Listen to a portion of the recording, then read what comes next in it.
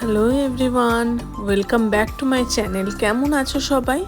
আজকে যে ব্লগটা তোমাদের সাথে শেয়ার করছি সেটা একটা ছোট্ট মিনি ব্লগ। এটা সানডে স্পেশাল ব্লগ ছিল, যেটার মধ্যে আমি বানিয়েছিলাম মাটন কষা, তার সাথে ছিল রাইস আর ডাল।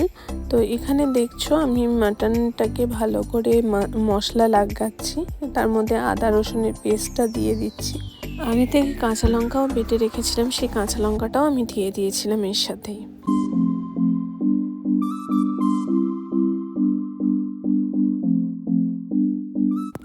এখানে দেখতেই পাচ্ছ টক দইকে ভালো করে আমি ফেটিয়ে নিয়ে মাটনের মধ্যে মিশিয়ে দিলাম।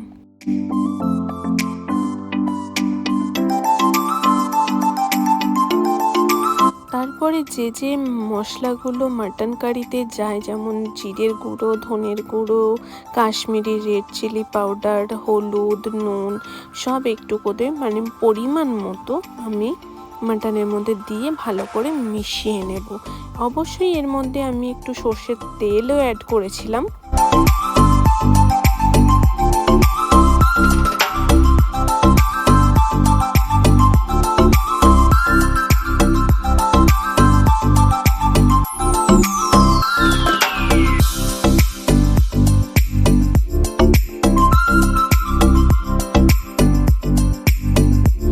এখানে দেখতেই পাচ্ছ আমি তেল গরম করে নিয়েছি, তার মধ্যে দিয়ে দিয়েছি আলু, যেগুলো বয়েলড ছিল।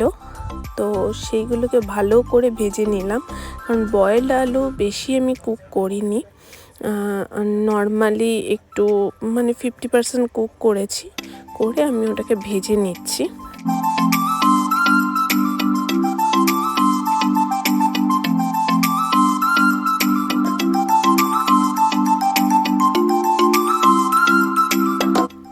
এবার ওই তেলের মধ্যে আমি কিছুটা সর্ষের তেল অ্যাড করে নিয়ে আগে থেকে কুচিয়ে রাখা পেঁয়াজ ছিল সেইগুলোকে আমি ভালো করে কড়াইতে দিয়ে দিলাম। এবার পেঁয়াজটা ভাজা অবধি আমি ওয়েট করব। এখানে আমি একটা জিনিস তোমাদের সাথে শেয়ার করতে ভুলে গেছি, আমি তেলের মধ্যে কিন্তু গরম মশলার গোটা গরম মশলা দিয়ে দিয়েছিলাম ফোড়ন হিসেবে, যেমন যার মধ্যে ছিল দারচিনি, লবঙ্গ, এলাচ, আর কিছু আমি দিইনি। তো তোমরা তো এটা ন্যাচারাল জানোই কি প্রথমে গোটা গরম মশলা দিতেই হয়। এবার আমি আদা রসুনের পেস্টটা অ্যাড করে নেব, তার সাথে দিয়ে দেবো কাঁচা লঙ্কার যে পেস্টটা বাকি ছিল সেটা পুরোটাই অ্যাড করে দেবো।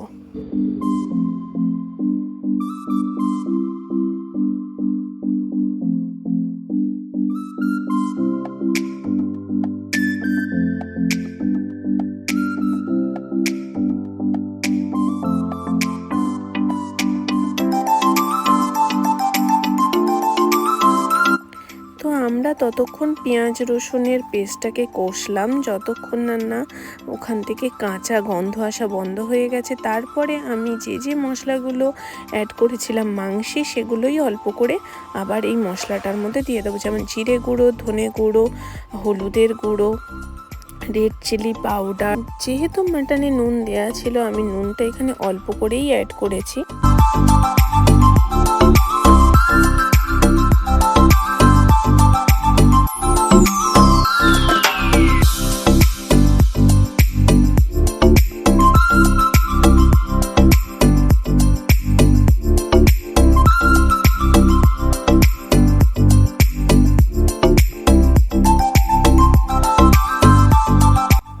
এই মশলাটা কষে আসলে আমি মাটনটা এর মধ্যে অ্যাড করে দেবো, যাতে মাটনটাও এর মধ্যে ভালোভাবে কুক হতে থাকে।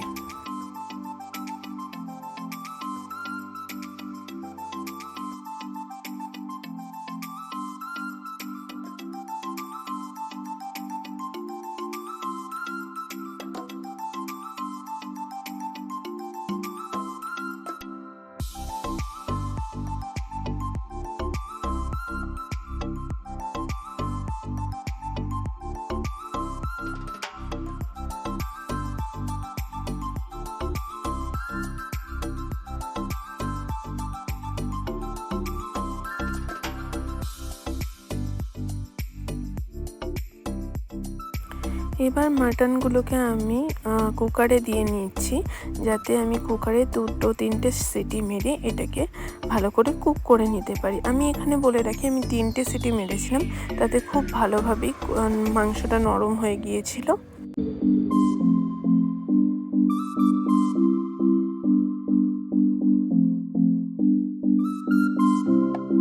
সিটি মারার পরে আমি গ্রেভিটার মধ্যে মাটনটাকে ফের অ্যাড করে নিয়েছিলাম, তো রেডি হয়ে গিয়েছিল আমার মাটন।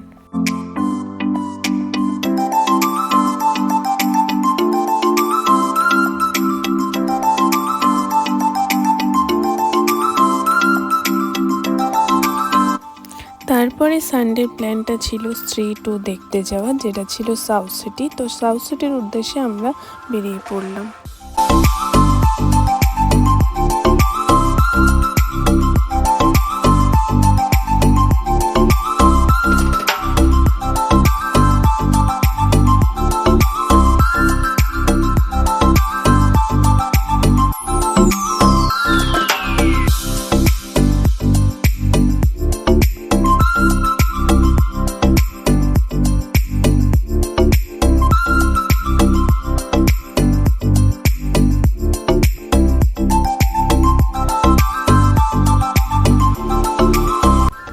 আজকের ব্লগটা আমি এখানে এন্ড করলাম। কেমন লাগলো অবশ্যই কমেন্টে জানাতে ভুলো না কিন্তু। আর যদি ভালো লাগে আমার চ্যানেলকে অবশ্যই সাবস্ক্রাইব করে নিও, আর বেল আইকনটা হিট করে দিও, আর লাইক করে বন্ধুদের কাছে একটু ছড়িয়ে দিও।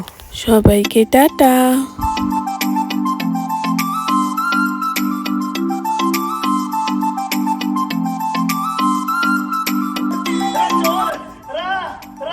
कितनी लड़कियों को डीएम कर रहा है ये लड़का।